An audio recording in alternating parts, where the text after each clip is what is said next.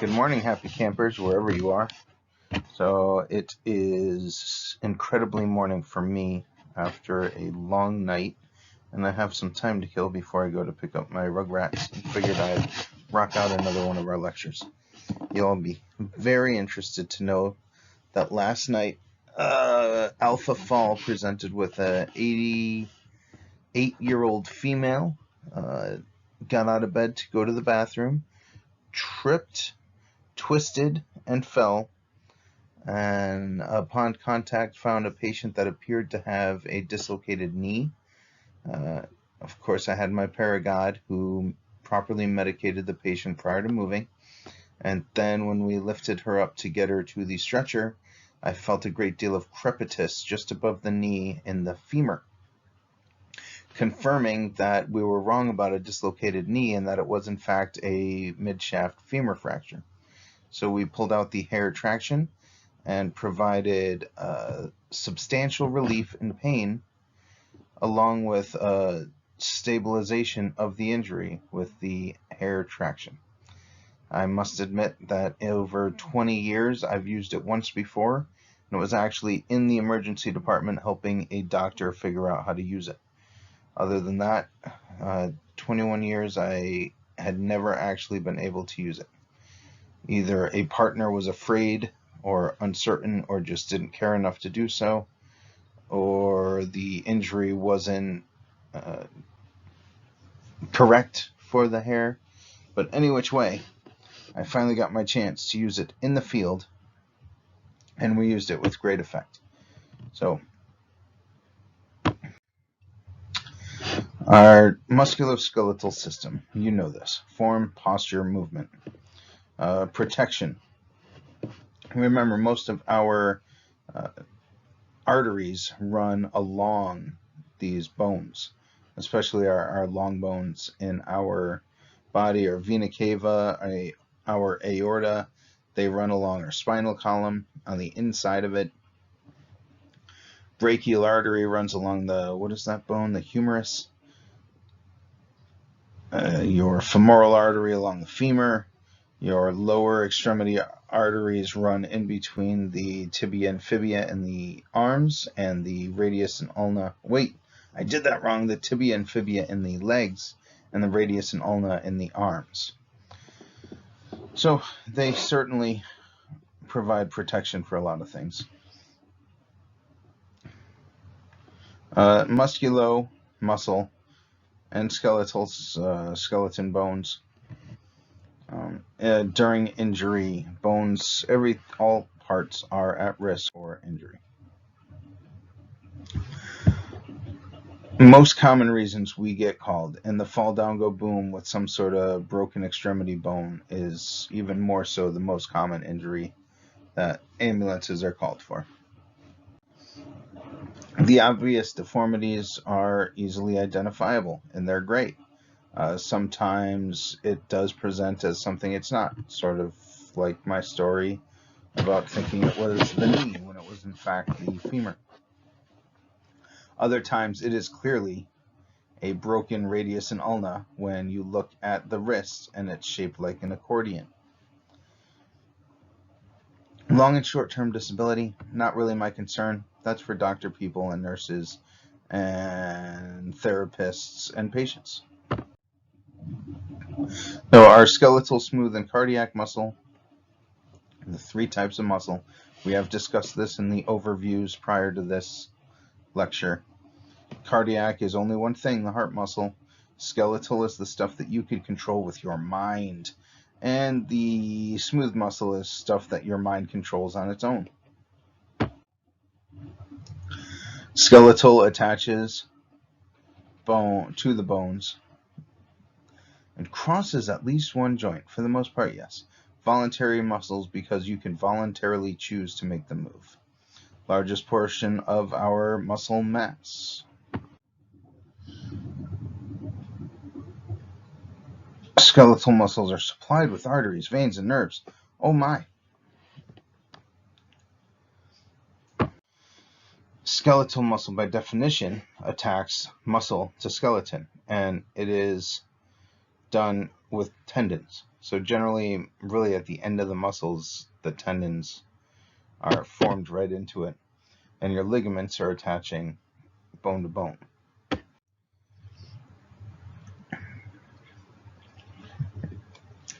Well, here we go again. Smooth muscle performs much of the automatic work of the body. Cardiac muscle is involuntary muscle with its own regulatory system. So that's a big thing. It has its own nervous system section that's going to control itself. It also has some internal loops that if the signals from the brain get cut off due to, say, a spinal injury, the heart should still be able to tell itself to keep pumping. Skeleton gives us form, protects our organs, helps us move, produces blood cells. Remember, bone marrow is where our red blood cells come from. And there's approximately 206 of them. Some people have a few more, some people have a few less. Here's a wonderful picture of the skeleton. Not the biggest issue and certainly not hard to remember. The skulls are big, brain protecting. You all know that. Thoracic cage. Nothing. So the pectoral girdle consists of 2 scapula and 2 clavicles. So those are our shoulders, more or less. What we generally refer to as our shirtles. Our shoulders are the pectoral girdles. Scapula and clavicles are helpful to know because they do get broken sometimes. And it is nice to know which one has broken. So make it a point to be aware of the different parts of the pectoral girdle. Hey, there's a picture of it.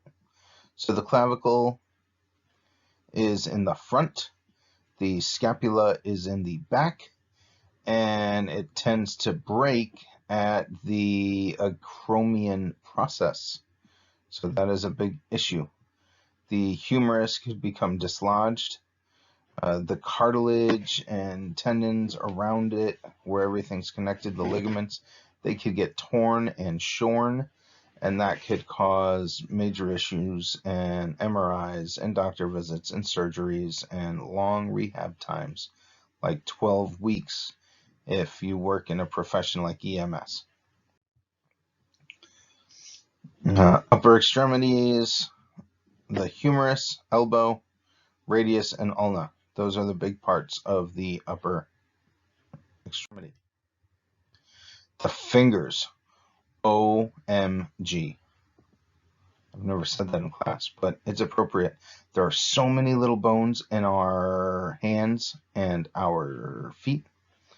Metacarpals, carpals, phalanges, which is a fun word to say. Say it, phalanges. We should know which finger's which. And you could either remember they're numbered, starting with the thumb, moving to the little, or remember their names. Most of us know their names. The middle finger is technically the long finger. Middle finger has a negative connotation. We should not be using that, but let's face it, we all will. We could also use the numbers.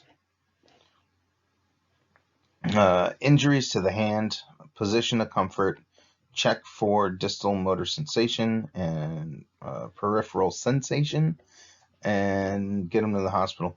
Hopefully Doug Wish is working at Charlotte that day because he's really good with hands, one of the top in the countries. Hand injuries are often well served going to Charlotte.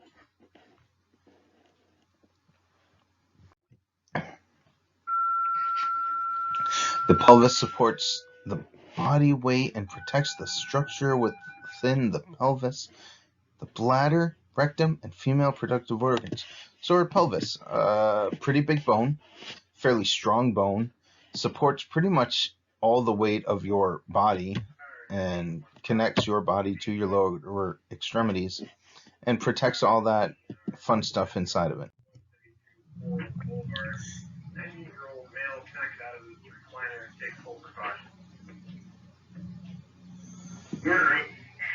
Oh, Nubs has fallen.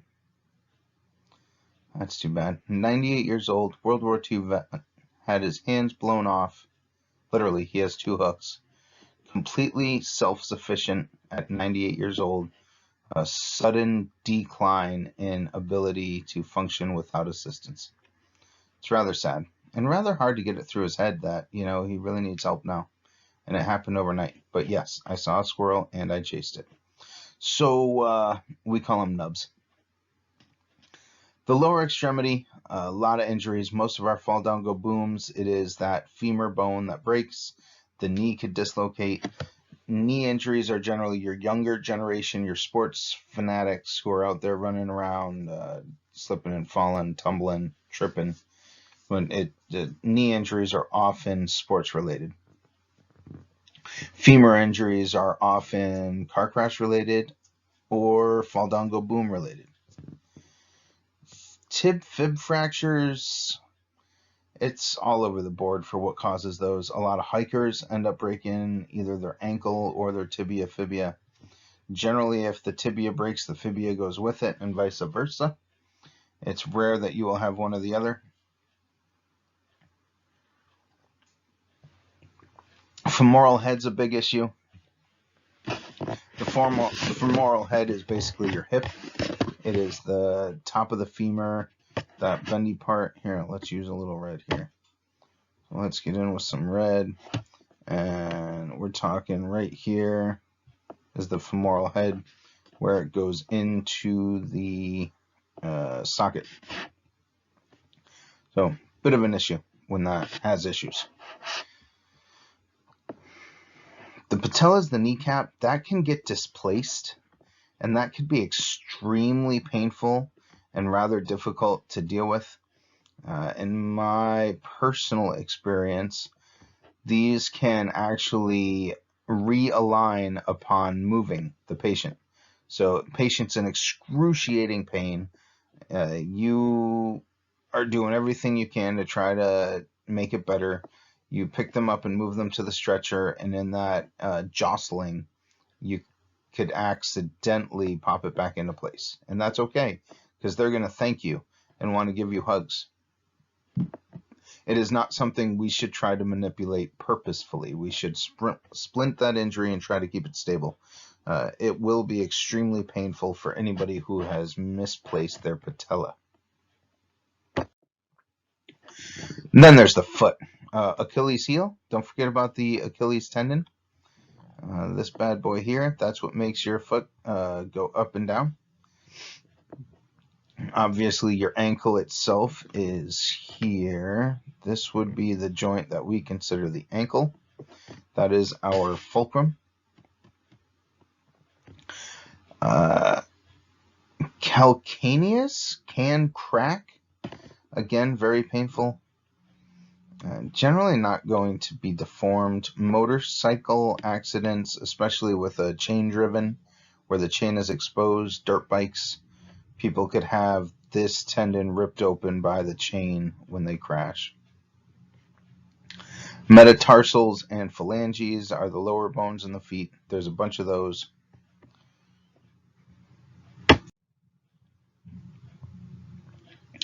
So let's reiterate. Bones provide a framework, the muscles and tendons attached to them, and the 3 items, along with the ligaments, of course, that hold the bones together, really work as a team.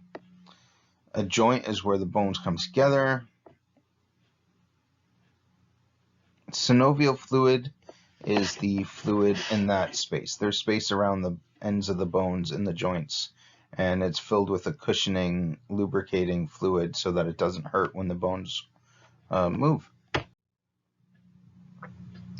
Significant force is required to cause fractures and dislocations. That is true. Unless somebody's had multiple dislocations, and then it becomes easier to dislocate that joint every time it happens.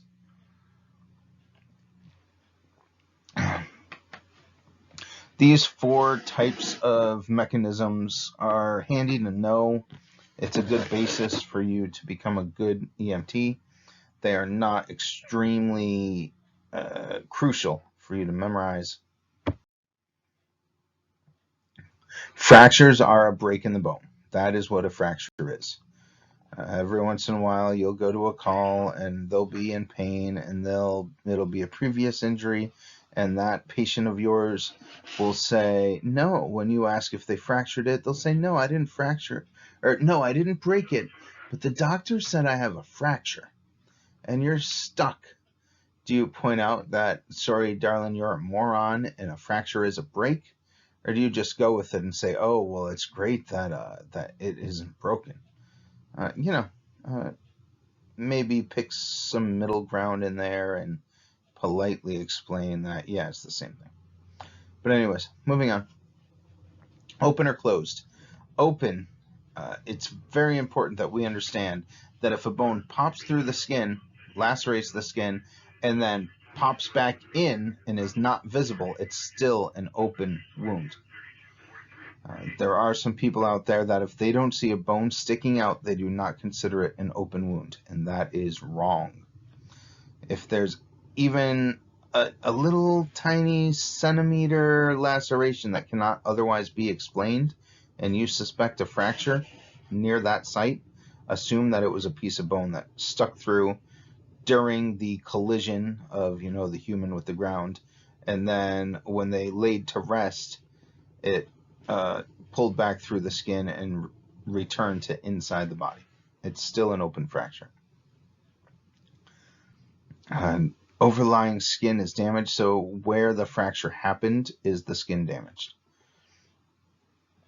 Any injury that breaks the skin as a possible open fracture. This is very important. Obviously, if we have a bone protruding through the skin, we know for certain 100% that it is an open fracture. If by chance we're in a situation where there's a laceration there that cannot be explained, we assume it's an open fracture and treat it as such. Non-displaced fracture is a crack of the bone. Displaced means that the bone has moved and there will be deformity.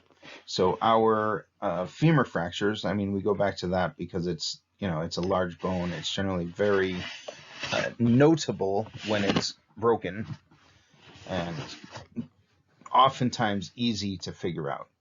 Your fractured femur will generally present with a shortened limb, like the feet are no longer equal, because the muscles, when those bones break, when the femur breaks, if they become misaligned, so they overlap each other, the tension on the muscles surrounding the femur will actually pull the femur over the other piece. So the femur will overlap itself. And that will cause the leg to physically get shorter. So when you go down by their feet and look at their feet, one will appear to be an inch or more shorter than the other. That is called shortening. Rotation will be exactly that. The lower limb will rotate a little. So you'll get there and it'll present as outward rotation is generally a fracture. Inward rotation is generally a dislocation.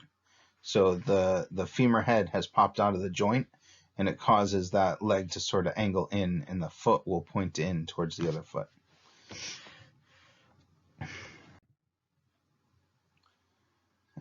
There are some pictures of fractures.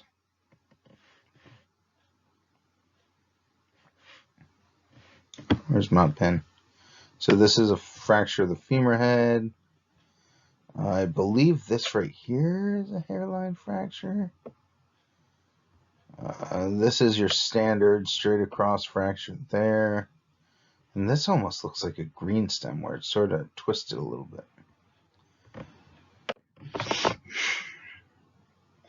Oh, and then here we go. Let's go with the big technical terms. Comminuted. There we go. That's it. Comminuted. A fracture in which the bone is broken into more than two fragments.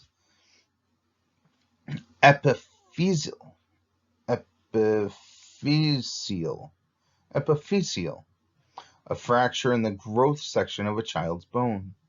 Green stick, an incomplete fracture that passes only partway through the shaft of a bone. Green stick, if you've ever tried to rip a stick off a tree and it just sort of like splinters but doesn't actually separate, That's where we get the term green stick. This happens with children whose bones have not fully calcified yet. Young children, adolescents who fracture bones, it's generally a messy situation that requires surgery. They sort of have to compress all those little bone splinters back together and make them whole again. In general, our adult with fully calcified bones is going to be a much a cleaner break, an easier situation to deal with for the doctor people. I mean, we are going to treat them all the same: splinting, cold packs, treat for shock, get them to the hospital, hopefully an appropriate hospital. My 89-year-old femur fracture this morning, did I mention that was at 3 o'clock this morning? We took her to Waterbury, checked with med control. The med control doctor at Charlotte didn't really want her, knew that he couldn't do anything for her, and advised us to go south.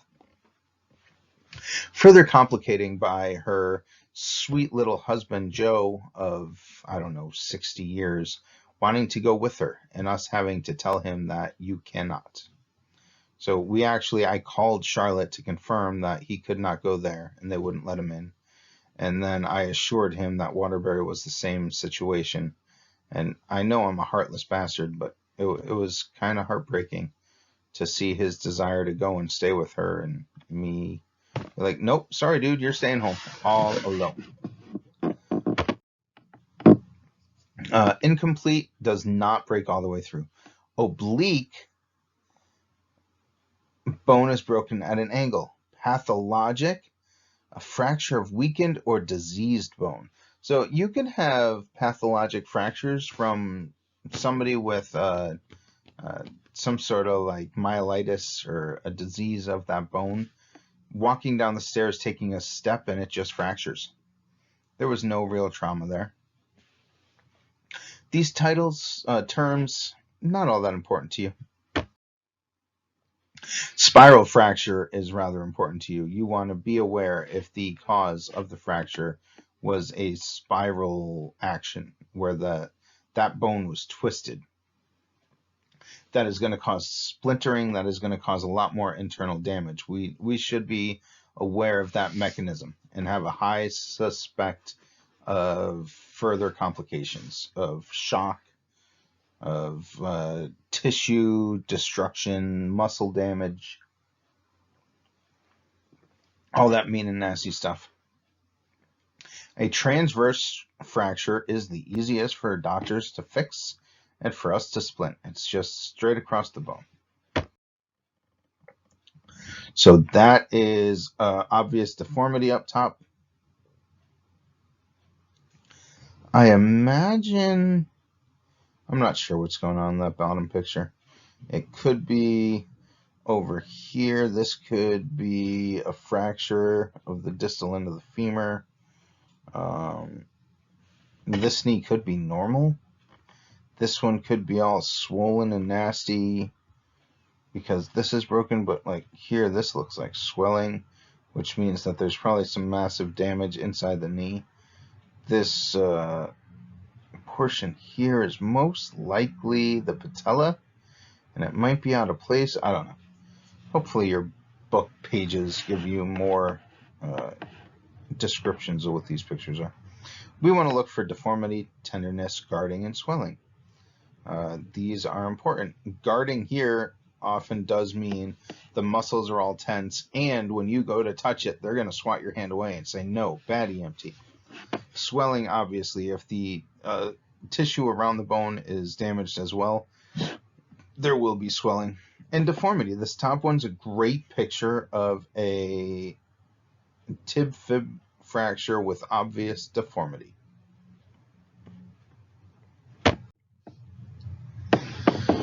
Bruising, crepitus. Remember I mentioned that I felt it this morning? Crepitus is bone rubbing on bone. It makes a noise.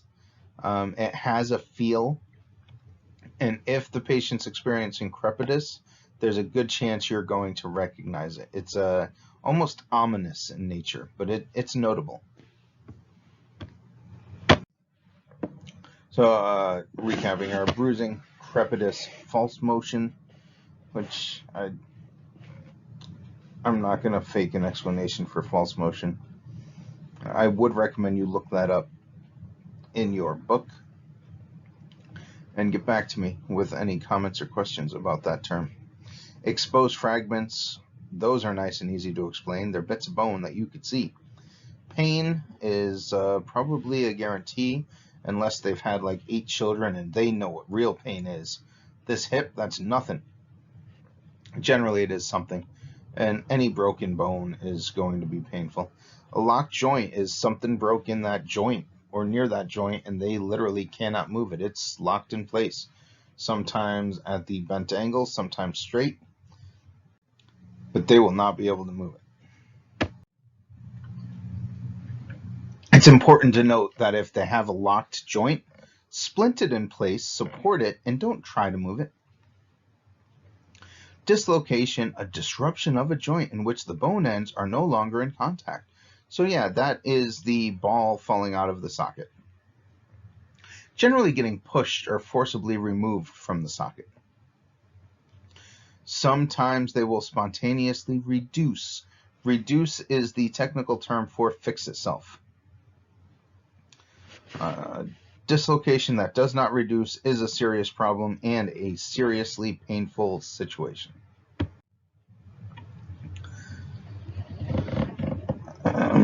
Marked deformity, which is our obvious deformity.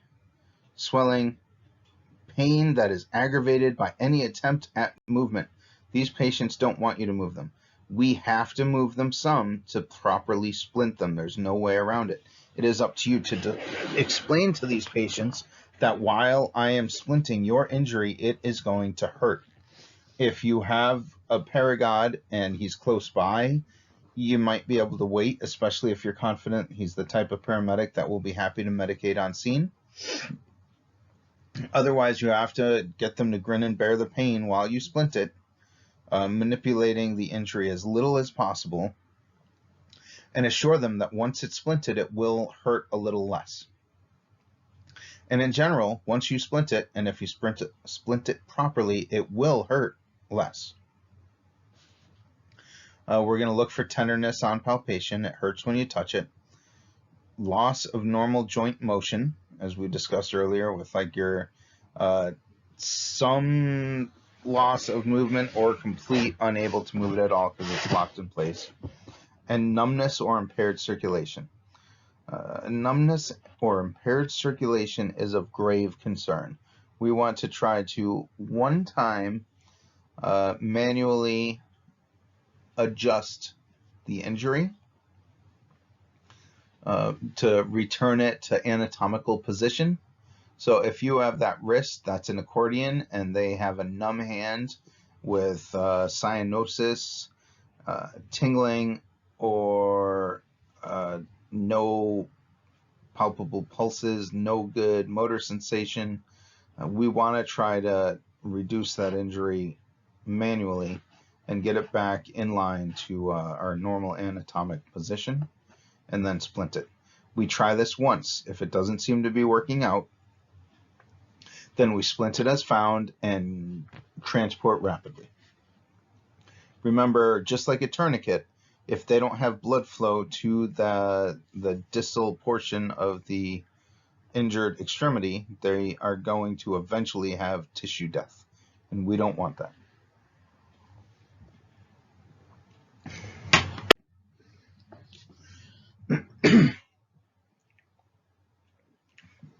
A sprain occurs when a joint is twisted or stretched beyond its normal range of motion.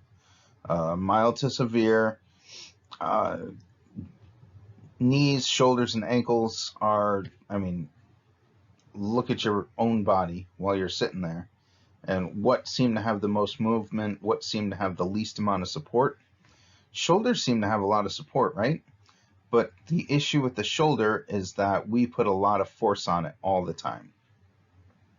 When we lift heavy things or we bend forward and try to pull something towards us, that's a great deal of force on that joint.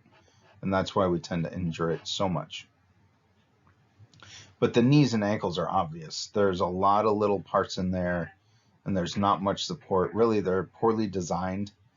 And, the human just couldn't get it all right. Severe deformity of these joints really doesn't occur that often, but you have to be aware that it's injured, and we're going to treat sprains, strains, and fractures the same. We're going to splint them. We're not x-ray machines. We don't know for sure. A lot of times the bruising will be the same for either. Obviously, deformities and obvious deformities will be different.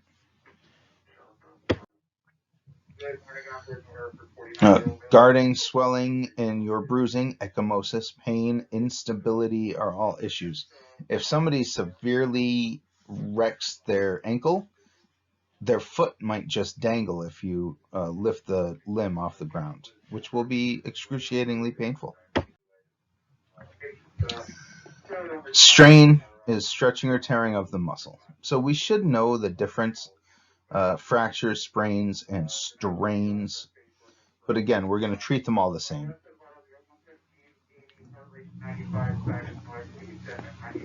There is a possibility that somebody will care that you know the difference as far as testing, but it's not too likely.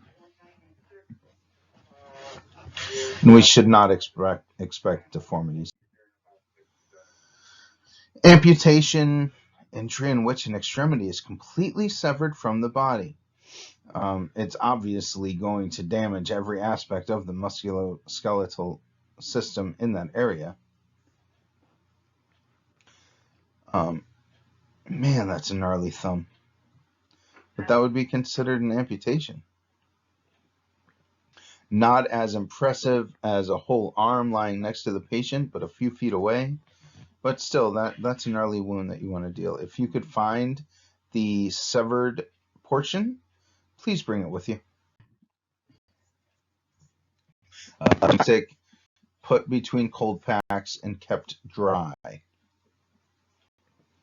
So orthopedic injuries can lead to system-wide changes. It could lead to shock. It could lead to infection and illness. The likelihood related to strength of force, where the injury is, and the patient's comorbidity, which is their overall health or other underlying medical conditions. Comorbidity.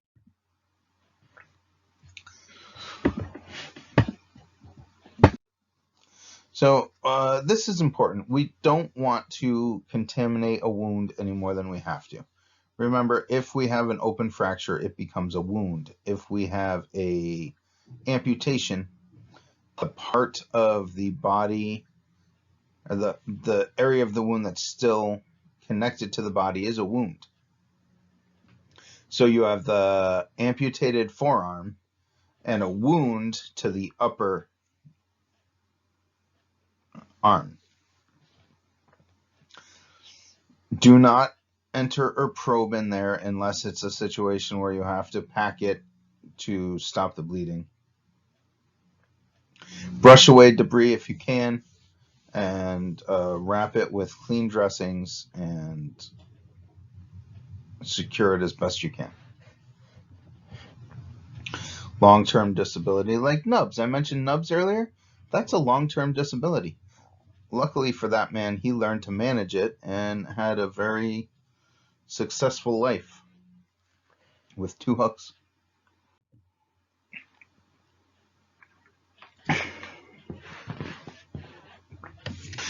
If you prevent additional injury, do what you can to keep the wound from becoming crazy infected, minimize pain and swelling, and transport them appropriately, you can reduce the risk of long-term disability. You will have a positive effect. You will be helping. Golden hour is a thing. This is a very old term, and it's still applicable. You want to get people from initial dispatch to definitive care within an hour at the most. Obviously, hypoperfusion shock is a big concern. Vascular injury, internal bleeding is a big concern. And most of your extremity injuries, most fractures, we get dispatched as an alpha level call. No lights, no sirens, no paramedic. I don't really agree with that, but the science is there that most likely a broken wrist will not kill you. The problem is a broken femur can. A fractured femur can kill you.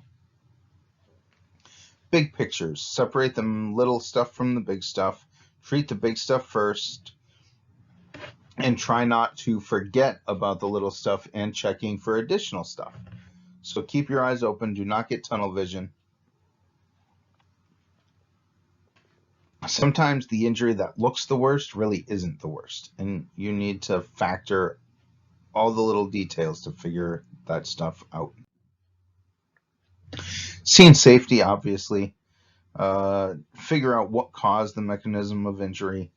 Use your precautions, gloves for sure, mask and eye protection are becoming more and more recommended. Hidden bleeding, try to find it. It's sort of like a game of hide and seek, and evaluate the need for additional resources. Continued, look for your indicators of MOI. Talk to the surrounding bystanders, talk to the family, talk to the patient, look with your eyes, and consider what injuries could be there as you're starting to look for injuries. Try to play that movie in your head and figure things out. Life threats, obviously. ABCs, obviously. And really it should be what? BABCs, bleeding, airway, breathing, circulation. Have POO scale for responsiveness, alert, verbal, painful, unresponsive, often easy to determine by poking them with a stick.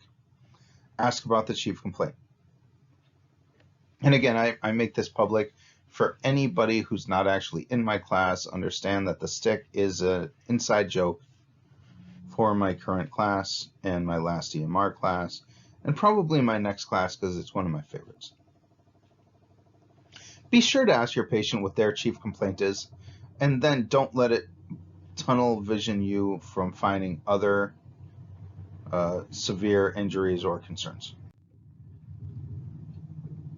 High flow oxygen, right? Early and often. Less than alert and oriented, absolutely.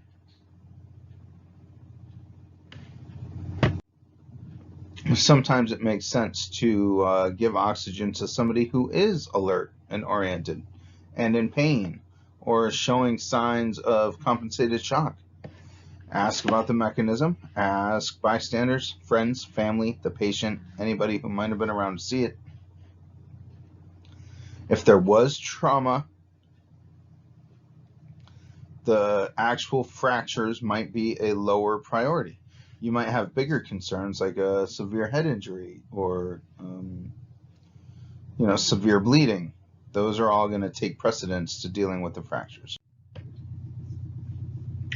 Or a lack of breathing. That would also be an issue. What fractures would cause issues with breathing? Do we remember? Something in the thoracic cavity like the ribs? Little else matters if the patient's airway and breathing are not good enough. So we need to deal with that right after we deal with the bleeding. We might really need to deal with the breathing and the bleeding at the same time. A lot of us are doing this for country setting EMS for our volunteers, and it might take 10 or 15 minutes for somebody to get there. By the time we get there, these situations are already severe, and we need to multitask. Determine whether the patient has a pulse, adequate perfusion, or is bleeding. These are important. Check out the skin. Pale, cool, clammy, slow cap refill. They're shocky. Treat for it. Try to keep them warm. Warmth will go a long way to keeping these patients going.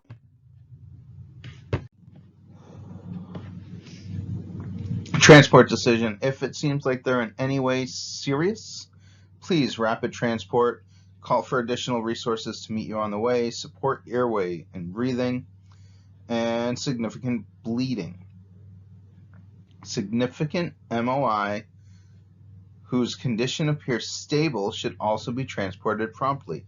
There is a good chance that if they had a significant cause of injury, even though they don't appear to be seriously injured at this moment, there's a darn good chance that they're going to develop complications the longer you hang around. Get them to definitive treatment.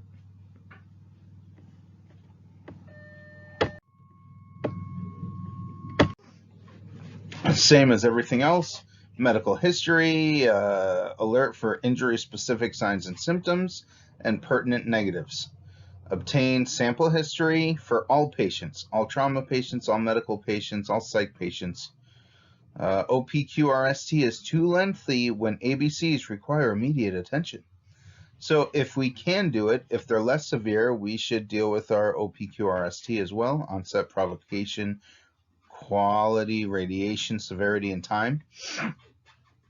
But our signs and symptoms, our allergies, our medications, past pertinent history, last oral intake, and events leading up to the call, those things are all very important. Physical exams, significant trauma, start with a secondary assessment of the entire body. We might consider this our rapid scan. A quick head to toe, head down to the toe, and systematically. When you're checking the shoulders, check both shoulders. When you're checking the head, use both hands, check both sides of the head. Check the back of the head and the neck, and just work your way down. Do both extremities. Work one extremities, go to the next, and then keep moving down.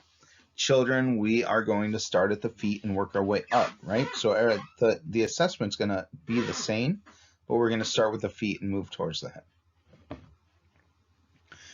Decap BTLS, deformities, contusions, abrasions, punctures, burns, tenderness, laceration, laceration, swelling. I've never been good with decap BTLS, but you guys need to be good with it. So be sure to let me know if I said that wrong. Lacerations, consider it an open fracture. We discussed that towards the beginning of this.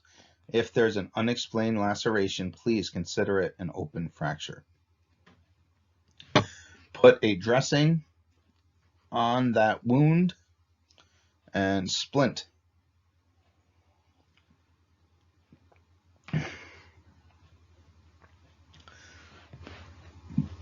If they break a bone, there's a good chance that they tore a vessel. We need to keep that in mind. Assess neurofunction. Tickle their hands. We'll run through this when we're actually together again. Use the 6 P's of musculoskeletal assessment. I cannot wait for you to tell me what the 6 P's are.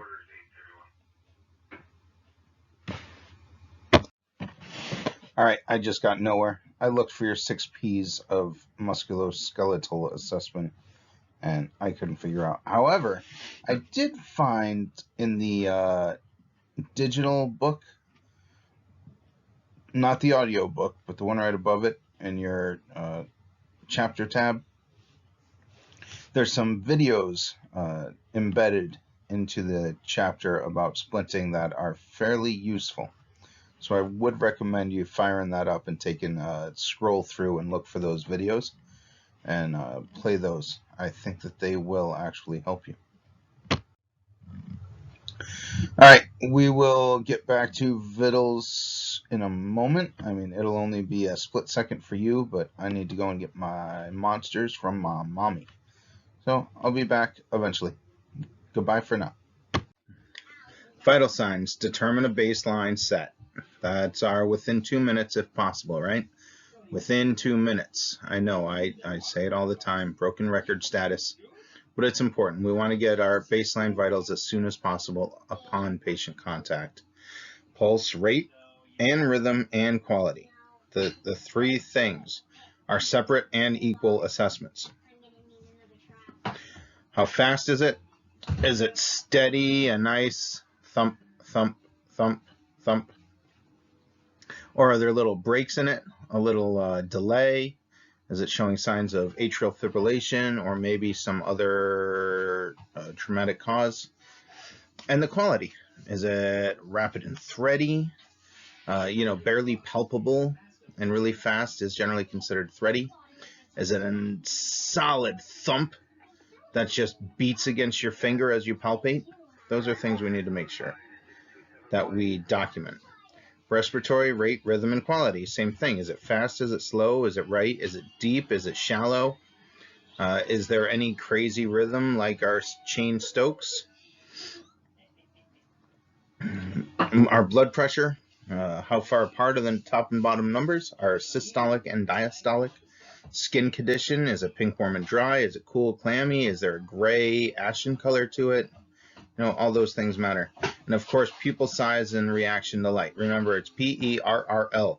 Pupils equal, round, reactive to light. Do the pupils not look like their normal, proper shape? We need to be aware of this.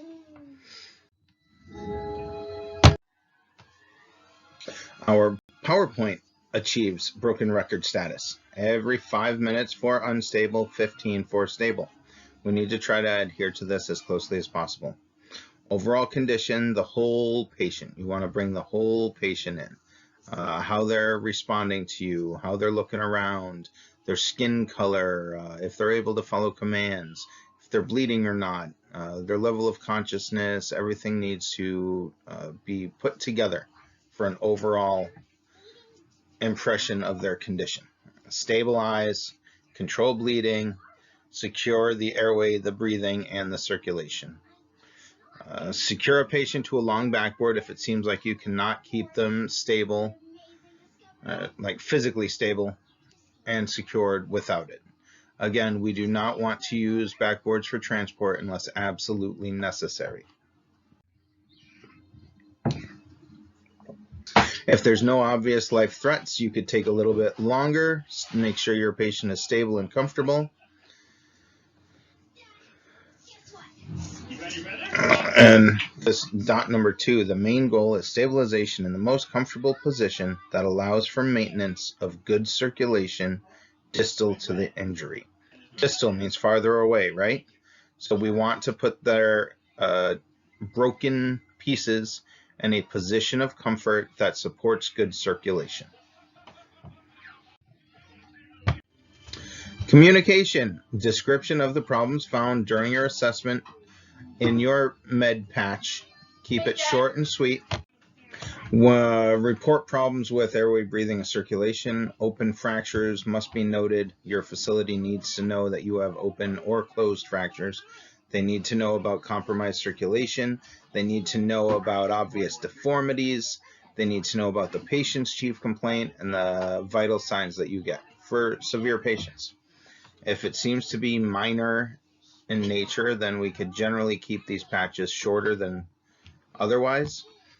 Facilities are moving back to wanting full sets of vitals on patches, especially if you don't have a rapport with that triage nurse. They might expect more information from you. As you progress in your career as an EMT, whether paid or volunteer, there's a very strong chance that the triage nurse will recognize your voice, you will recognize their voice, and you'll have established a rapport for what they want from you. Over time, you might be able to say, vitals better than mine, and move on past the whole vital thing, because they know that if you had a serious patient, you would provide more information, more detail. But we have to make certain that for the serious patient, we provide all the detail they require. And document complete descriptions of injuries and the MOI, mechanism of injury, associated with them. We have lots of places in our digital charts to do this. Oftentimes, the best way to do it is in the physical findings. There's generally some sort of body survey section where you could connotate exactly what the injuries were. There's normally boxes for notes, so you could type in a full description.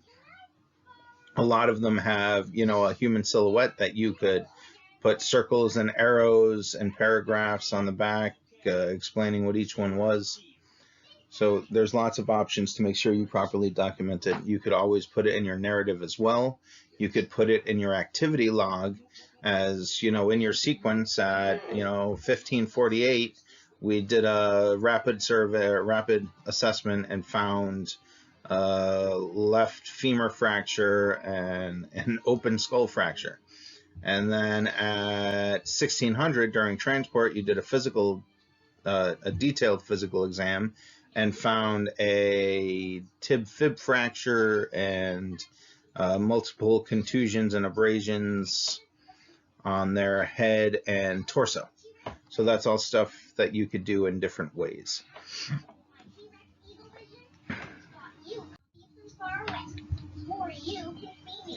Primary assessment, obviously, stabilize the patient's ABCs. Secondary assessment as time and interventions allow. For severe mechanism, we're going to do the whole body. For more acute and specific injuries, we're going to stick to the injured area. Follow standard precautions always, and be alert for additional bleeding and internal bleeding specifically for any signs of hypoperfusion or swelling, pain, rigidity, all that stuff. Splinting, my favorite. Again, there were some videos in the online book that I think are interesting, if not actually helpful. Splint could be flexible, it could be rigid, it could be a device that starts flexible and gets rigid, used to protect and maintain the position of an injured extremity. We want to splint fractures, dislocations, and sprains before we move the patient. We should really not be moving. I explained at the beginning of this that today we definitely moved the patient and then provided splinting. That really is not the best method of accomplishing your end goal of a better outcome. Again, different situations, we need to be flexible. It's all gray. We're going to discuss constant black and white answers to very gray problems. General rule, best practice is to splint the injury prior to moving the patient. Obviously, unless they're in immediate danger. I mean, if the car's on fire and they have an obvious deformity to the leg, you should probably pull them out of the burning car prior to worrying about the broken leg. So, I mean, that's an extreme example, but it's an example nonetheless. Splinting will reduce pain and make it easier to transfer and transport the patient. I mean, today, luckily, our patient was tiny, and my partner was able to support the weight of her trunk, and all I really had to worry about was the injured limb. If we weren't able to do that, splinting that leg first would allow a more rigid situation so that we'd be able to more effectively carry a larger patient.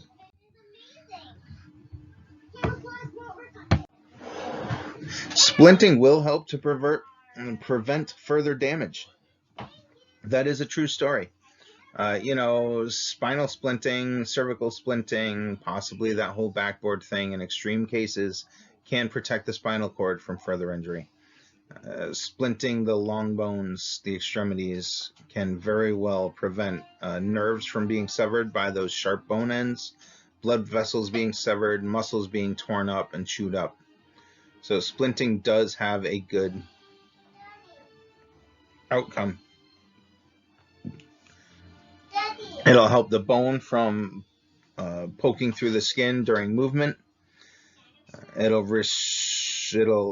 should prevent restriction of distal blood flow. The issue you need to watch out for is splinting too tightly. Remember, everything swells, and as you splint something, it's going to cause some swelling. It's going to restrict some swelling, and if you wrap it too tightly and there's no room for any swelling, then you are going to possibly increase the risk of distal blood flow issues or restriction. Excessive bleeding of the tissues should be at least lessened by proper splinting. and they shouldn't have an increase of pain. They should experience a decrease of pain. And in your extreme cases, it may help prevent paralysis of extremities. Old Town Hall Road and Center Hill Road, time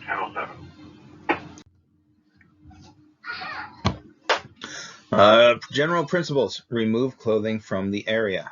We should get them at least semi-trauma naked prior to splinting. You need to expose the area that's going to be splinted. You should not splint over clothing. Note and record the patient's neurovascular status. Do they have equal peripheral motor sensation? Are there neurological deficits present? Can you feel me touching the back of your hand? No. Well, that is a problem, and we need to definitely make note of that. We also need to try to intervene with proper placement and positioning and see if we could correct any failures in neurovascular status. Cover open wounds with a dry, sterile dressing. Please, I beg of you, cover open wounds. Don't leave them open. Might need to wait a little while if something else seems more prescient, but definitely get them covered. Do not move the patient before splinting unless absolutely necessary. Stabilize the joints. If there is an injury to the distal portion of the arm, let's make sure that we stabilize the fracture and stabilize the elbow joint and possibly the wrist joint as well. You want that limb to move as little as possible when you're done. Daddy, that's a coat. Pad all rigid splints. So we need to make sure that there is a sufficient amount of padding in the splinting. We don't want big voids. We don't want hard things pressing on the body or the parts of the body that are being splinted, which almost a paradox there. This program continually tells you to put the patient on a long board, a backboard. But what's a backboard? It's hard, right? Yeah, it's a solid piece of wood or plastic. And we need to make sure that everything else we want to pad and make sure that there's something soft between the splint and the human. What are you talking about? I'm recording my class because we're not having class, just like you're not going to school. You want to say hi to my class? Hi, Dad's class. All right, now go away. Aww. Hi. We want to maintain manual stabilization. This is not just one time. Say hi to the class. Hi, Daddy Dad. Who are you? Harper. Yes, you're Harper. And I like purple. Do you see Yes, purple? I see purple. Now go away. Manual stabilization is not just cervical stabilization.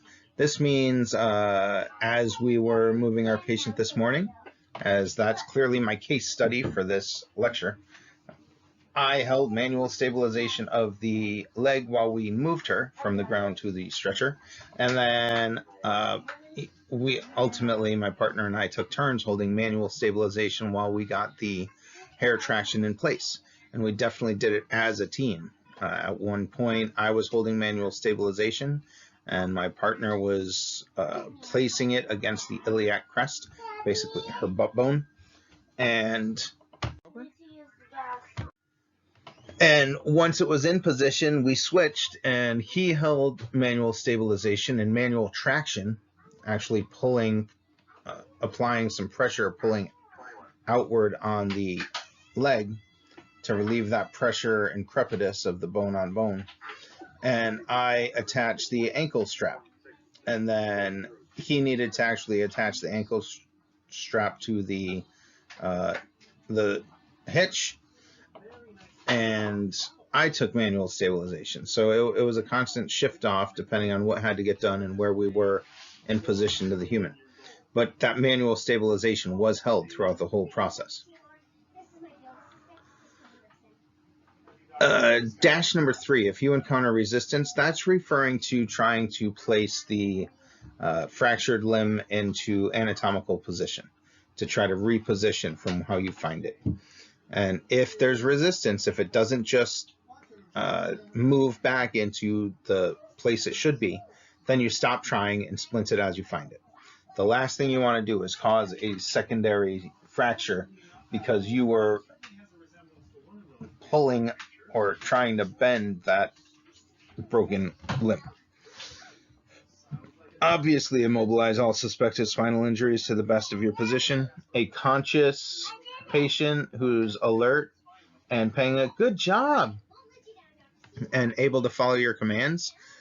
Spinal stabilization might involve a cervical collar and encouraging them not to wiggle on your stretcher. Whenever you're in doubt of whether or not you should splint something, you should splint something.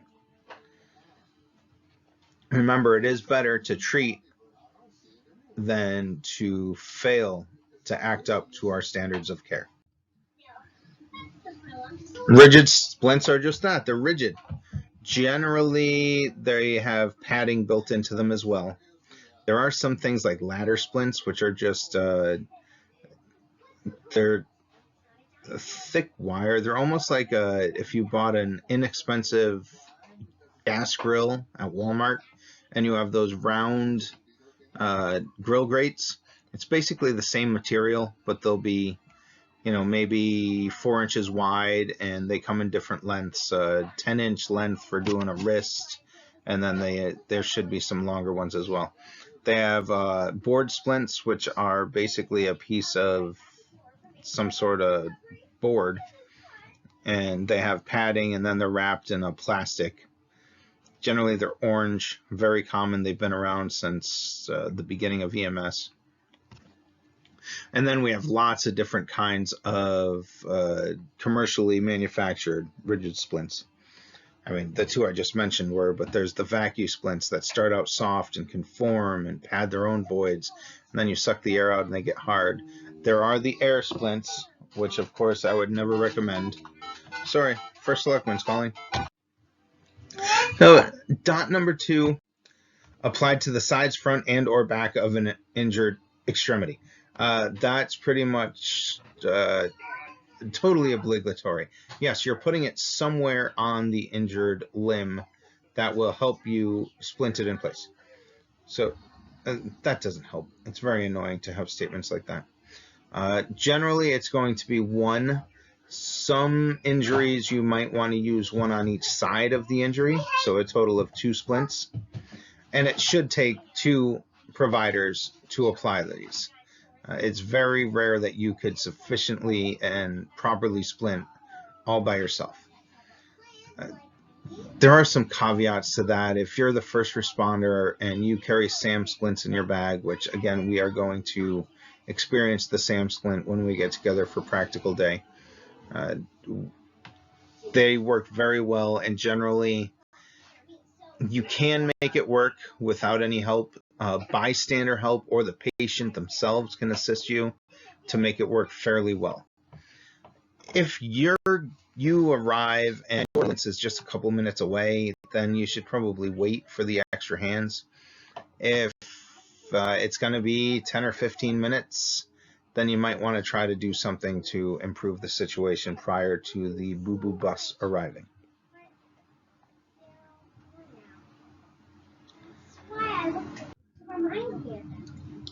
The other... Oh, never mind. Moving on. So 2 situations. There's a lot of situations where you might splint the deformity as you find it. The big thing here, and what they're getting at, is that over the years there has been an aggressive push to have EMS as a medical provider do a better job at manipulating the fractures to get them back into a position that allows for good blood flow and to reduce additional injury. Generally, the best way to do that is to get the bone pieces back in line and then splint them properly. So they want to keep reinforcing to you that you should be placing the broken pieces back in anatomical position and a position of comfort.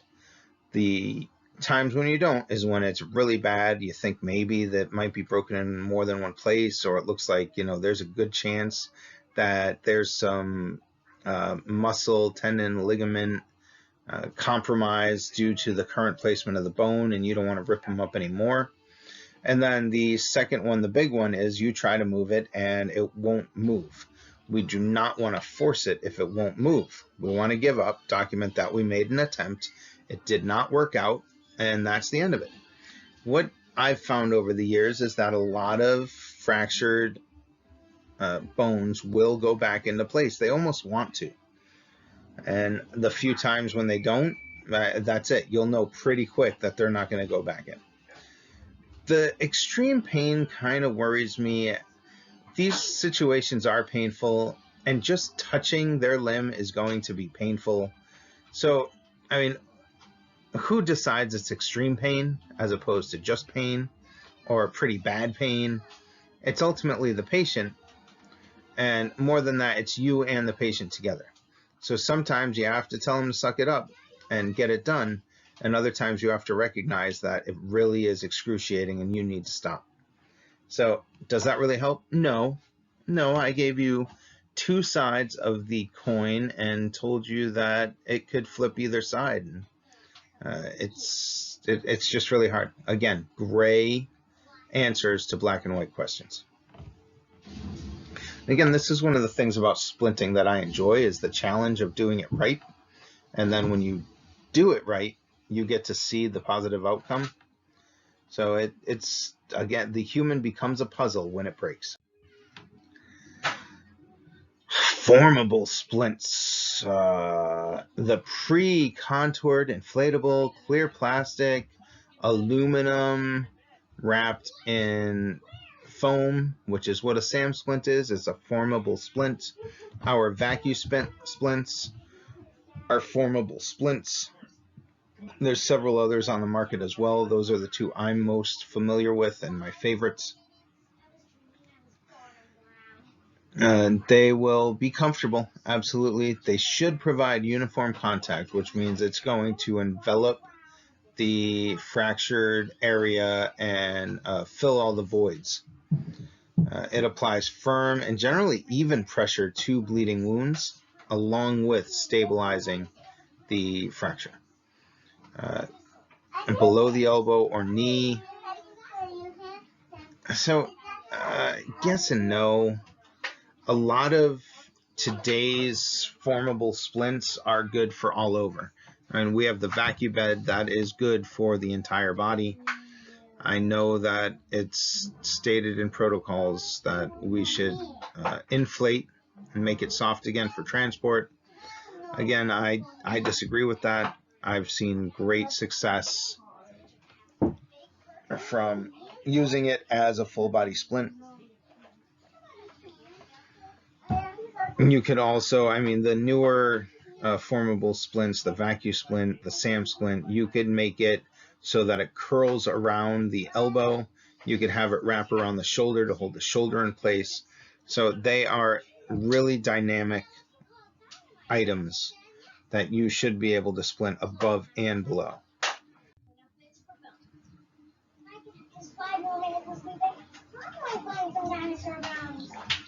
So they're formable splints. The zipper. So I believe what they've been talking about, the last slide in the top of this one, is our air splint. And again, we don't really use those anyways. But our vacuum splints, pillow splints, which is just a pillow used as a splint, a lot of people like to tape that in place with a 2-inch tape. And every time you pull out that tape, you put a lot of stress and strain on that broken ankle. They're used for ankles and wrists more than anything. It tends to cause more pain. If you use a triangular bandage, I totally got sidetracked for a minute there. And I'm not sure. Pillow splints. I remember now. So one of the best ways that you could secure a pillow splint is with a triangular bandage. You could wrap that around, you could tie it real tight, and then maybe use 1 or 2 pieces of that 2-inch tape just to do a final secure, but you will cause the patient a lot less pain and do just as effective a job of securing a pillow as a splint with 1 or possibly 2 triangular bandages. Again, something hopefully, I know we have at least 1 pillow up there. You should have a pillow on the ambulance. You should have at least 2 pillows on the ambulance, because it is a state minimum requirement to have 2 pillows on the ambulance. To go back up to the air splint that I rarely, if ever, actually discuss, other than to say don't use them, that second dash is a big issue, that as air temperature and pressure change, the air in the splint will change with it, and we don't want that. SAM splints are great. Sling and swath has been an effective method of dealing with upper arm and shoulder injuries for millennia. There's no reason to think that they're not any good anymore because it's such a simple tool. They're very effective and they work quite well. Lower extremity. If you just use a sling and swath for the upper section of the arm, the humerus, there's a good chance that gravity is still going to have an effect, and you don't want that. So the lower section, radius and ulna, which really should be splinted with something rigid, as well as a sling and swath for the best effects. Humerus, you need something rigid, and the shoulder, a lot of times the sling will support it enough to be good to go. Pelvic binders. There are mechanical, commercially made pelvic binders on the market that are extremely expensive. Sometimes they're a little bit difficult to use. The KED, which is something we no longer really teach for actual spinal splinting, but it's extremely effective if you flip it upside down and use it to bind the pelvis. It works great. And we should be able to go over that in class, and I will add it to my list. The other thing that we do quite often, especially in commercial EMS, is wrap it with a sheet. Just use a sheet, tie it around them in a big old square knot to bind that fractured pelvis. Now, we've discussed traction a little bit here because I used it today. I'm so proud and excited. And traction definition is act of pulling on a body structure in the direction of its normal alignment. So to pull traction on a femur, you're going to grab the ankle and pull it straight away from the body. Picture the human supine on the ground, and you kneel down at the foot, grab the ankle with 2 hands, and pull towards you.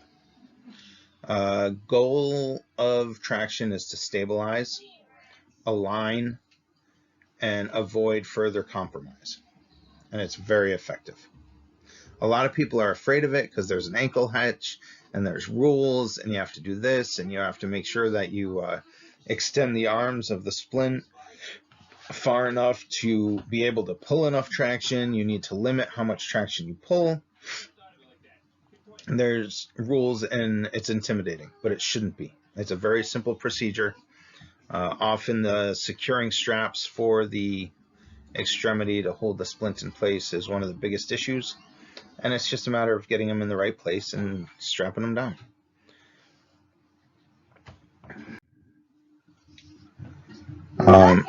So traction isn't for upper extremities. There's too many bendy parts. Close to or involving the knee, close to or involving the pelvis, close to or involving the femur head. So traction splints are specifically for the femur or the lower extremity. It's supposed to be a mid-shaft fracture, so somewhere in the middle. You need to have a few inches of bone left at the knee or a few inches of bone below the head of the femur. It's very important. If they have a pelvis injury and you push the traction splint into the iliac crest, the pelvic bone, the butt bone, you're going to cause further injury to that pelvic fracture, and that's no good. If they have an amputation, there's probably not going to be anything to attach the ankle strap to anyways. And if there's avulsions, if big swaths of skin are ripped away, we don't want to use this. Obviously, the lower leg, foot, or ankle injury, we really shouldn't be using it. You'll most likely, due to med control, get in trouble if you do use it, even if effective for the lower leg. It is really intended for the femur. If there's if there is a mid-shaft femur fracture and an ankle injury as well, and you put the ankle hitch on an injured ankle, you're going to cause more problems. Therefore, it is contraindicated.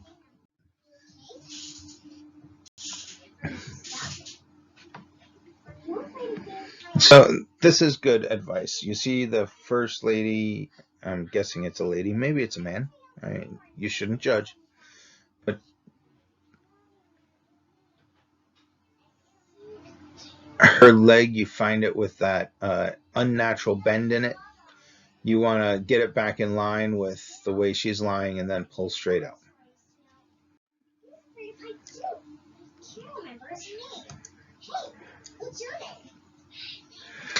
Pelvic binder is the same thing. As you move these people around, as you drive down the road, you don't want those bits of pelvis rubbing against each other and tearing up the tissues around it. So you bind it together. It's basically squeezing the broken pieces back close together so that they can't really move around. It should be fairly easy to apply, and it should allow you to gain access above the pelvis and below. Not that you should have any call for accessing the anus, as it said in that last statement, but still, they should not be covered by this binder. There's lots of hazards to improper splinting, and it is important that you learn to do it right and that you, in fact, do it right. Delay in transport's a big one. Sometimes proper splinting could take some time. Reduction of distal circulation, we discussed a little while ago that if you wrap it too tight, you're probably going to cut off the circulation as the tissues swell.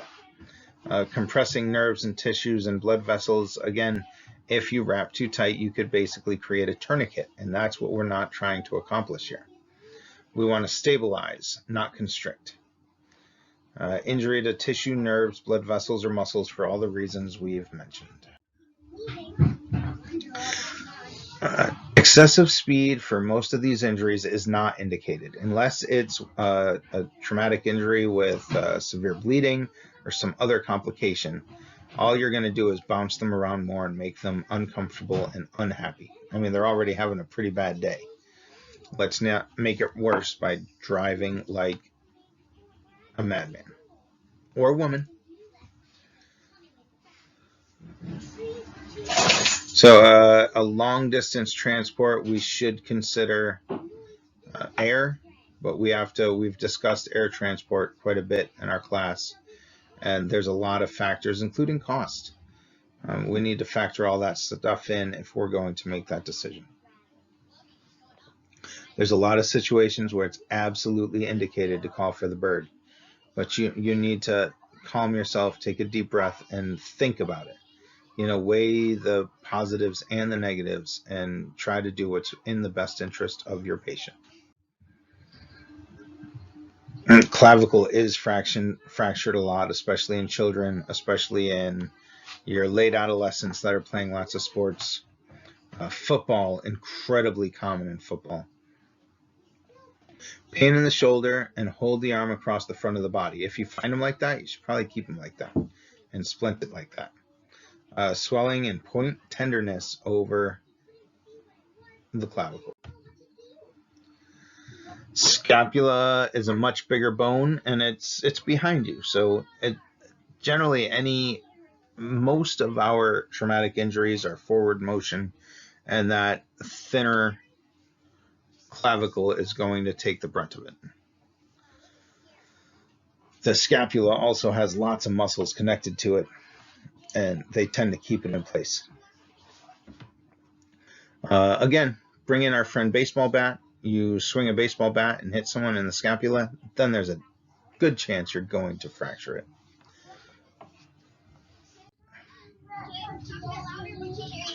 So here's a lovely picture of swinging sloth.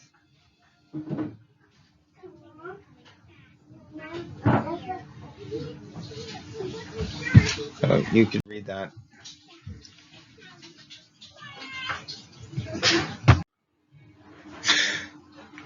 Dislocations of the shoulder. The humeral head dislocates anterior. So anterior is to the front, right? So it pops out and sort of juts to the front, and that's how it will present, overlapping the shoulder girdle to the front of it. Extremely painful, especially for men. Remember, men are weak. Stabilization is difficult because any attempt to bring the arm in toward the chest wall produces pain. So there's not much you could do. Sometimes a pillow under it, a towel roll, a bath sheet, something you could sort of get in there to fill the void space, and then sling it is often the best option. Splint the joint in whatever position is more comfortable. So this isn't about us. This is about them and what's best for them. So it could be a rather difficult topic, but you have to work with your patient and your partner to find a good solution. The humerus is our long bone in the upper extremity. There's nothing funny about it.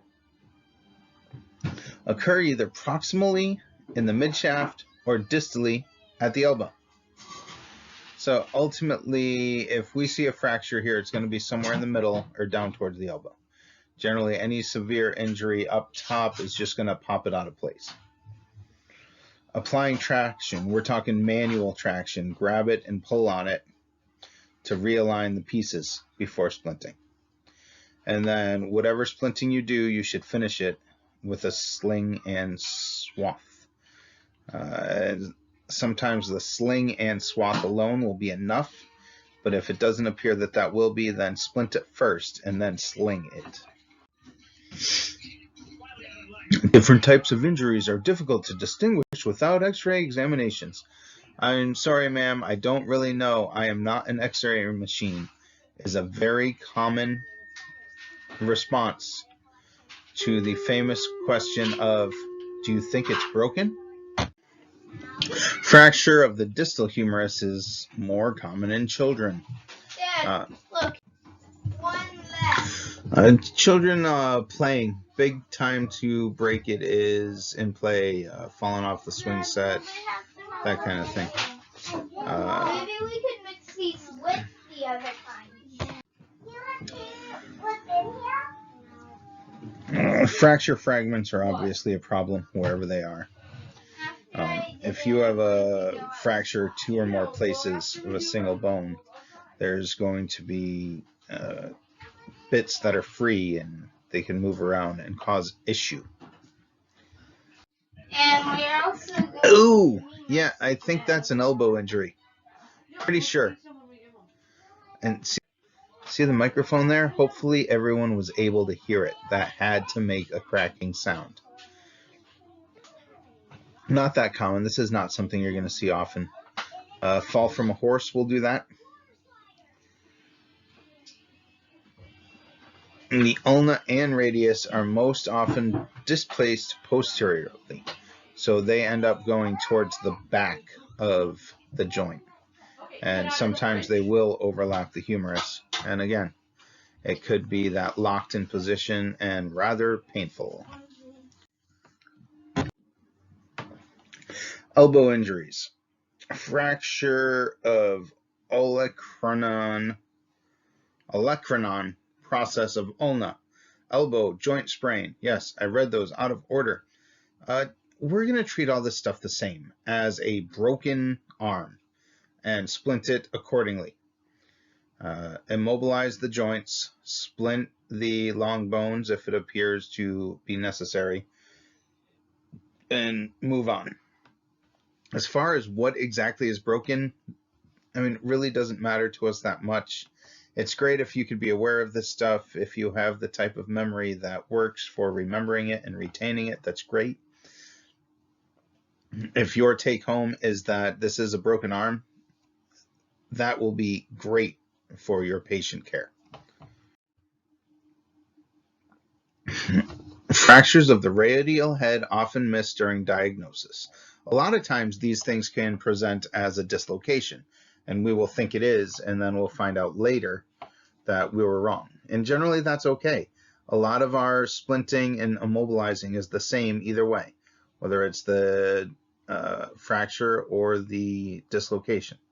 So we're probably still going to have our patient better off and okay if we misdiagnose this.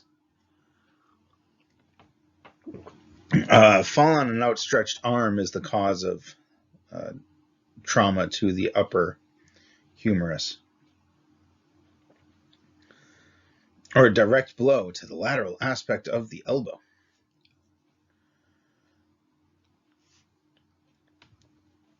Attempts to rotate will cause discomfort. That makes sense, right? Let's move on. Elbow injuries are potentially serious. The elbow is a very important part of human movement. Distal function, very important. You need to check it often. You need to keep an eye on the hand to make sure that it's not turning crazy colors like blue or purple or white. Prompt transport to an appropriate facility. Again, the appropriate facility might be the closest facility, especially if they have impaired distal circulation. Closest facility may be even more appropriate if they have that impairment.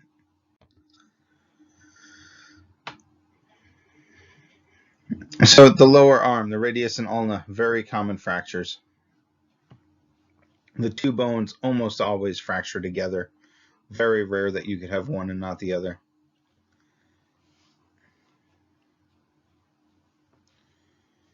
If you look at the list there, bottom dot, pretty much anything. You could use anything to splint these things.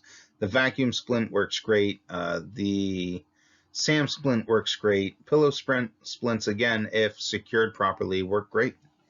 Padded board splints, they were pretty much made for this. The short ones, they're, 16 inches long? That is their job. It's to stabilize the radius in the ulna or the tib fib. And again, sorry, sir, I am not an x-ray machine. Practice. Repeat after me. Dislocations associated with the fracture, very common to have both. Non-displaced fracture of a carpal bone is common. So you could have one of your finger bones or your toe bones fractured and have it remain in its correct anatomical position, and it's going to swell, and you can splint it. You could tape it to the finger next to it. Often a great way to splint a broken finger or toe, especially if you tape over the knuckle so they cannot bend it. Wrist injuries should definitely be splinted and evaluated by a proper doctor with X-ray and possibly CAT scan technology. Very important. I mean, if you lose function of your wrist, it's really going to affect your life. So we want to try to protect our patients from long-term disability.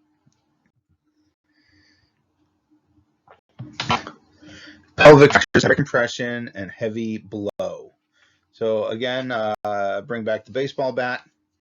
Now this dude's gotten smacked in the scapula, in the femur, and in the pelvis. This is a serious situation. An emergent rapid transport is necessary. It can be caused by indirect forces. The car crash is a great one for pelvic fractures. I have a great story about a pelvic fracture that is not entirely appropriate for a public. Yeah, no, there's any which way. A female passenger in a vehicle was sitting sideways in the front passenger seat during a collision with a very large oak tree while trying to evade a state police car driver, and she received a pelvic fracture from the impact. Obviously not belted. Use your imagination. This could be accompanied by life-threatening loss of blood, which you probably won't know until signs of shock ensue. Remember, this is a great cavern where large amounts of blood can flow without any external signs. Open fractures are quite common, uncommon. Thank you. Okay. Good thing I read that right, because no, I never even heard of a pelvic fracture being an open fracture. High velocity injury complains of discomfort in the lower back or abdomen. That would be referred pain. Also, if we happen to do our little shake of the pelvis, squeeze in and rotate your hand slightly, that might produce some crepitus if it's completely separated. It might produce some owies. It might produce a patient smacking you in the side of the head. These are all signs of a fractured pelvis. Tenderness is what you're assessing for there. You're also assessing for crepitus and for any unnatural movement. Lower abdominal tenderness in hematuria, or blood in the urine, is probably an injury to the bladder or urethra, which we discussed in the genitourinary chapter. So here it's showing you how to palpate. The first one, pressing in on the iliac crest, is one of the best methods. Pressing down on the pubis symphysis is also effective. The pressing on one side at a time, in my experience and what I've been trained, the first picture there on the left, this guy here grabbing the sides and squeezing, it's going to manipulate all these sections and give you a pretty good idea of whether or not it's fractured. If it's fractured, we need to find a way to cure it. Hip dislocation. Dislocations are posterior, meaning, so the shoulder, remember, that sort of pops out and moves forward. The hip tends to pop out and move backward. Any patient who has been in an automobile crash, has a contusion, laceration, or obvious fracture in the knee region, there's a good chance that it did displace the femoral head. We need to be aware of that. So dislocation posteriorly complicates the sciatic nerve. Have we all heard of sciatica? Inflammation of the sciatic nerve. That sciatic nerve runs down through the butt, behind the gluteus maximus, down along the femur.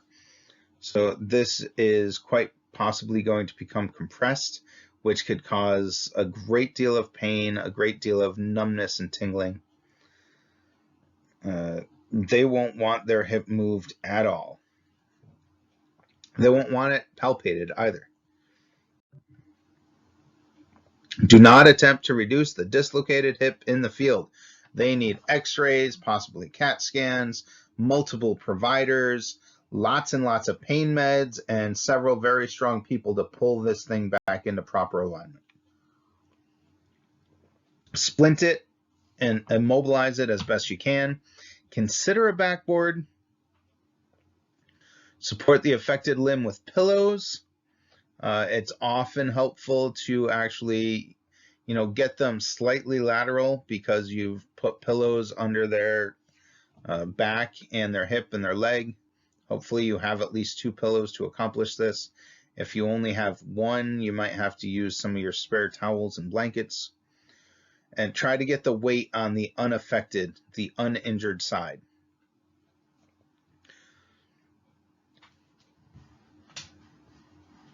Provide prompt transport. Again, secure the entire limb to the backboard with long straps. Yes and no. They're probably going to be a lot more comfortable on your stretcher without the backboard. This is one of those calls where you have to really think about the specifics of the situation and just make the best decision you can, working as a team with your partners. Prompt transport being very important. Don't dally.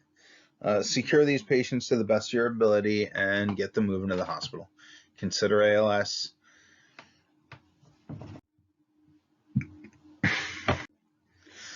Common fractures of the proximal femur. Proximal is closer, right? Closer to the core. So we're talking up top, but not quite. The neck of the femur. So not the head, not where the ball is, but just below it. Very often in fall down, go boom of the geriatric patient. Our textbook deformity, leg externally rotated and shorter.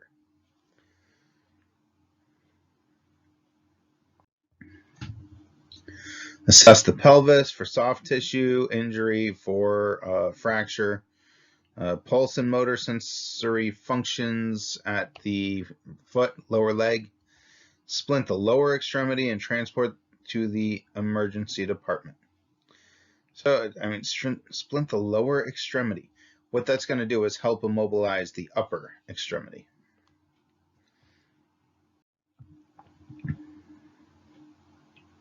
Femoral shaft, that's, the middle of the shaft. Any part of the shaft. So generally, for us to consider our hair traction, we needed a couple inches above the knee. We don't want it to be right at the knee. Large muscles of the thigh spasm in an attempt to splint the unstable limb. Those spasms could be noticeable and quite painful. When we pull traction, it should help relieve some of those spasms. And significant blood loss. That fractured bone tends to cut into the muscle. You have a very large vascular muscle surrounding the femur, and the bone digging into that is going to cause bleeding. Bone fragments, even no fragments, but the jagged edges could press on and cut the nerves and vessels. You have to constantly reassess that lower limb. Again, wound gets covered with a dry and sterile dressing. Remember, it's only sterile while it's in the package, but still, that's the term we use. It's definitely not sterile if you rip open the package and it falls in the mud next to the patient. You wouldn't want to use that at that point. That's, again, why they always say sterile dressing, meaning it went from the package directly to the wound, is what we're trying to accomplish here. Stabilize with a traction splint. A lot of people, I know I've said it before, I'll say it again, a lot of people are intimidated by these things, and there's no reason to be. Traction splints really are your friends. Knee ligaments, they're messy. There's nothing you could do. Obviously you could splint it, but there's nothing you could do to really tell what the injury is. Generally, absolutely x-rays will not show ligaments and tendons that are messed up. It will show a dislocated patella. The only thing that we could really use to confirm what is torn in there is going to be an MRI. And those generally take days, weeks, or months to get approved. So this is something where there's going to be... I think I stopped mid-sentence due to a dispatch going on in the background. I forgot what I was talking about, other than the MRI being needed. And it's going to take a long time for a doctor to get approval from the insurance company. They're rather expensive, but that's what's needed. Dislocated patella, on the other hand, you're probably going to be able to see that with your eyes. That knee is just not going to look right, and an x-ray will confirm it for sure. Ligament injuries, swelling, bruising, point tenderness to the injury site, joint effusion. The effusion is water on the knee, operation, $1,000 fee. Yeah, that's what water on the knee is. It's a collection of fluid due to an injury. Sometimes it's due to an infection. Generally, it's due to an injury that then becomes infected. So a really swollen knee is the sign of something being torn or broken in there. And splint it, just like you would a fracture. Dislocation is important. It could tear ligaments. It could Press on vessels and nerves could cause a lot of problems. Popliteal artery disruption. So artery disruption, that's what you should read there. It can press upon the artery and stop blood flow. Same thing, it could press on the nerves or cut them, and it can make the joint very unstable, which you want to make sure that you make it stable for transport. Adequate distal pulses are present, leave it how it is, splint it, transport it.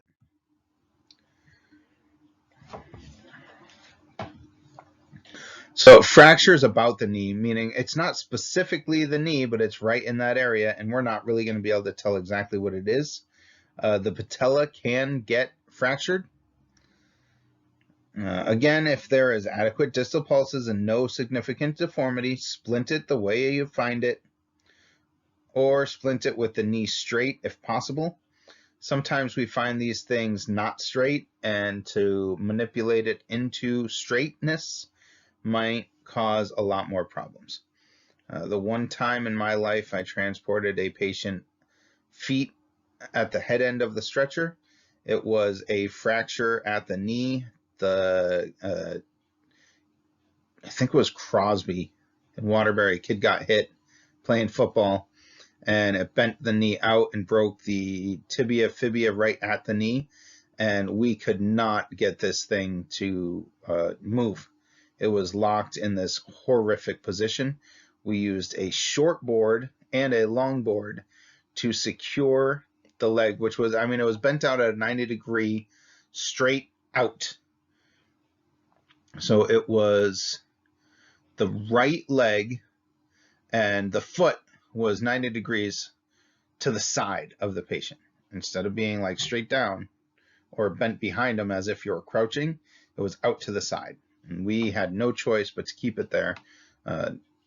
Created a really neat splint with the backboard, patient attached to the backboard, and then the leg splinted to a short board, which was then attached to the long board. It took some time and some creativity. And then it came time to get the patient in the ambulance, and we realized that they wouldn't fit head first because there was a wall in the way of where the leg wanted to be. So we put them in backwards, and everything works out all right. Yep, there's my story. Moving on. An adequate pulse and significant deformity splint the joint in the position of deformity. It seems like I just described doing that. Pulse is absent below the level of injury, contact medical control. Say, hey doc, what do you want me to do? Because I'm not sure. Never use a traction splint for a knee injury. Ultimately, if things are severed in there, you could just pull it apart more and create an internal amputation, and we don't want that. Dislocation of patella, yeah, it's an athletic injury. You don't see this too often in sedentary adults or people who are just out for a walk. It goes to the lateral side, and significant deformity. You could see that the patella is not where it needs to be. Splint it in the position in which you find it. Do not go manipulating things there.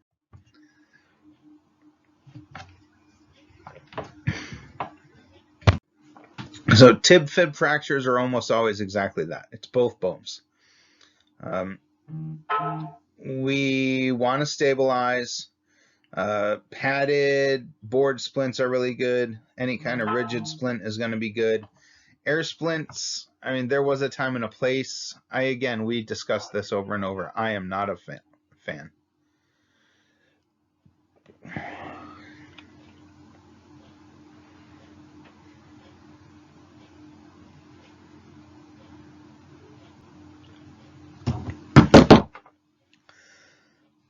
Correct severe deformity with gentle longitudinal traction. So in line with the bone is what you're trying to do.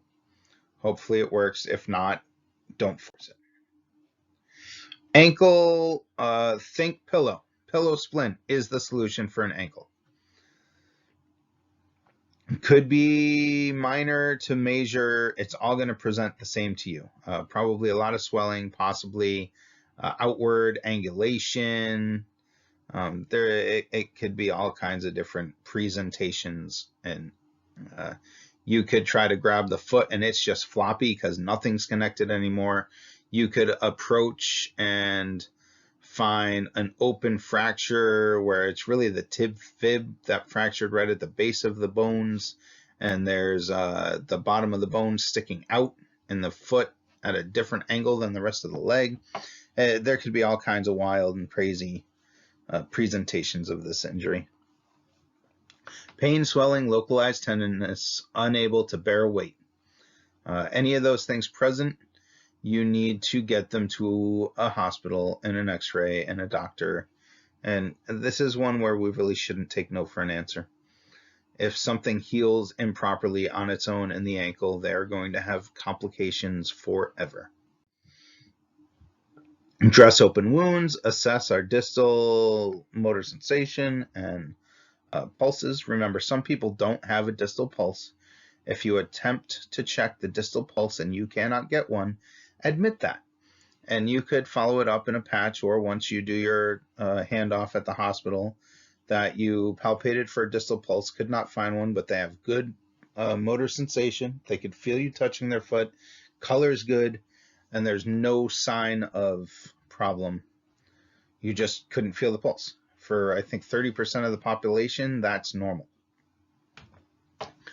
Apply manual traction and then apply a splint before you let go of it. So this, again, should be a 2, possibly 3-person process.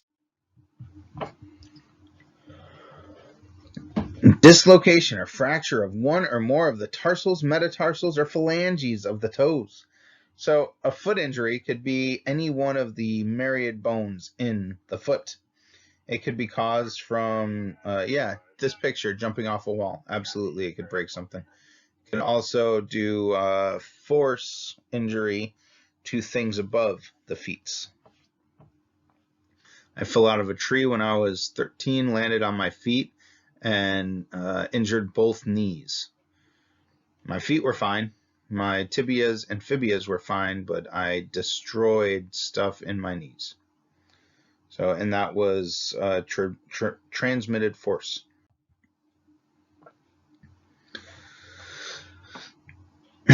Suspected foot dislocation, assess for pulses and motor and sensory functions. Absolutely do that. Swelling. Again, if you break something in the foot, it's rare. I mean, again, they're all little bones, so it's rare that you're going to see some sort of gross deformity unless it's just an absolutely monumental injury. The mechanism was monumental. Splint it. Again, I'm a real big fan of the pillow splint for anything below the tibia and fibia. Leave the toes exposed so you could assess them repeatedly. The toes will turn colors if anything's compromised in there. Rices. The only thing that really matters to us as far as this is the splinting in the ice. We are not athletic trainers. Ace bandages really, I mean, you can, but we don't know if it's a sprain, a strain, or a fracture. So we need to assume the worst and go towards fracture. Absolutely, elevation isn't going to hurt anything. Amputations, cool. Yeah, a lot of times surgeons today, if you get there with the amputated parts intact, they could sew them back on. Immobilize, provide bulky dressings, control the bleeding. If it's still kind of connected, try to keep it kind of connected. Tourniquets are our friends in this situation. Wrap the clean part in a sterile dressing and place it in a plastic bag. Quite frankly, clean or dirty, don't say, ew, that's gross, it looks dirty, I'm going to leave it here. No, whether it's clean or dirty, take it with you. We do not wash amputated body parts in the field. Take it how it is, get it wrapped in plastic, get cold compresses on it, and bring it with you to an appropriate trauma facility that has doctor people trained in the surgical arts.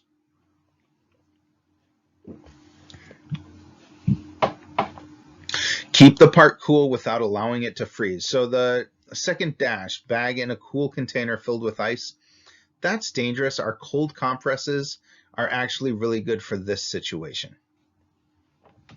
We do not want to cause freezer burn.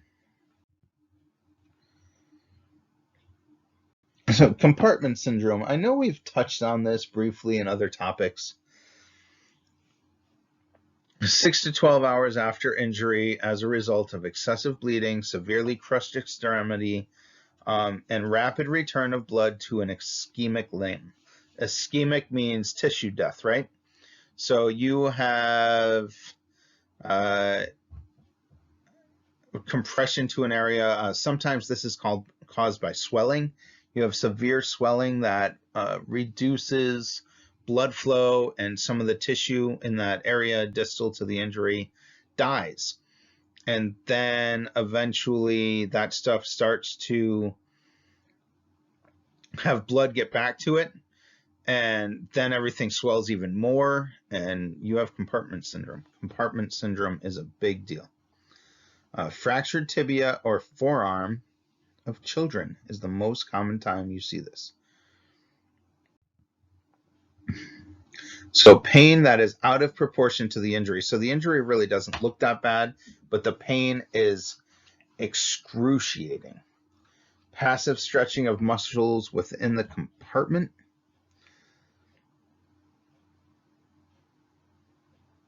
Pallor, what's that? Their skin appears pale, a lack of color, decreased sensation, and decreased power. They can't really move the area, or they have no strength because the muscles are dead, are dying.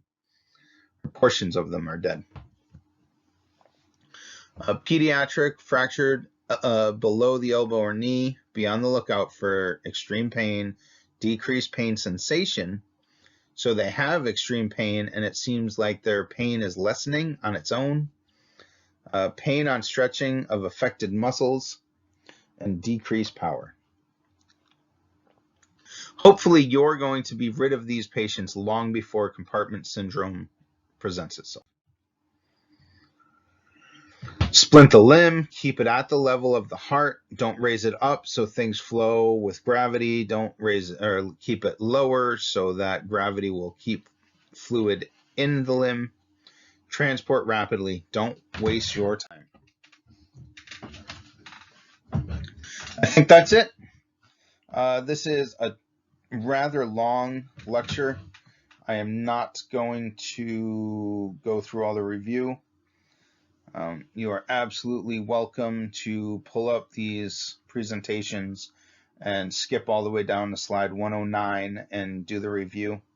It certainly would not be bad for you to do so, but I am not going to thrust it upon you. So please get in touch with me with any questions. I am going to get in touch with all of you and try to figure out the best time for everyone to do some practical work on this topic. We might do several sessions and try to keep our class size to a minimum. We are going to need a few people there. We're going to need at least enough people to have a victim and 2 providers. So that's 3 plus me to stand there and talk you through it and provide direction and example. So this is where we are, and we will schedule over the next couple of weeks some practical time, and we will make it happen.